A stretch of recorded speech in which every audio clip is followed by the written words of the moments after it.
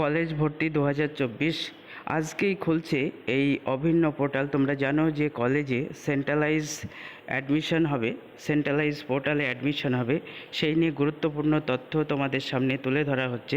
ভিডিওটি তোমরা পুরো শেষ পর্যন্ত দেখো।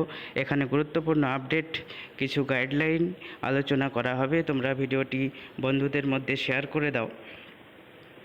এই অভিন্ন পোর্টাল আজকে শুরু হচ্ছে।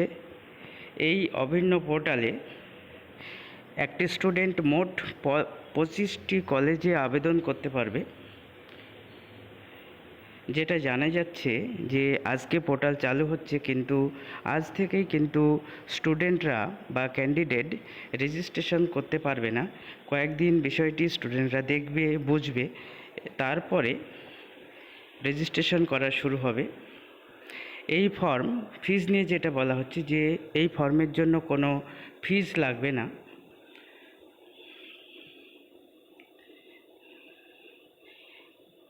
এই ভর্তির জন্য যদি কোনো সমস্যা হয় বা স্টুডেন্টের কোনো প্রবলেম হয়, তার জন্য প্রত্যেকটি কলেজে কিন্তু হেল্প ডেস্ক থাকবে। তোমরা যে কলেজে ভর্তি হতে চাইছো সেই কলেজে হেল্প ডেস্কে তোমাদের সাহায্য নিতে হবে যদি কোনো ফর্ম ফিল আপে সমস্যা হয় বা বুঝতে সমস্যা হয়।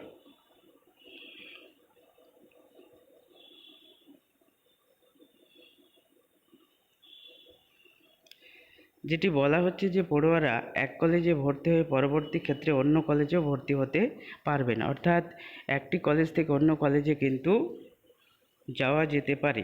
সেক্ষেত্রে কোনো এক্সট্রা ফিজ লাগবে না, এবং পরবর্তী যে কলেজে যাবে সেখানে যদি অ্যাডমিশন ফিস কম হয় তাহলে যে বর্ধিত টাকা বা ফিস সেটি কিন্তু স্টুডেন্টকে রিটার্ন দেওয়া হবে বা রিফান্ড করা হবে, সেটি ভর্তি প্রক্রিয়া শেষ হওয়ার পর।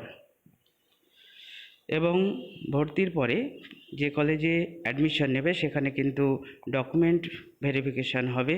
তোমরা বিষয়টি পুরো ডিটেলস দেখো এবং বন্ধুদের মধ্যে শেয়ার করে দাও।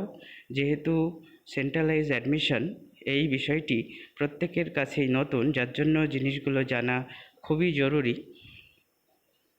আজকেই খুলে যাচ্ছে কলেজ ভর্তি 2024-এর অভিন্ন পোর্টাল, অর্থাৎ সেন্ট্রালাইজ পোর্টাল।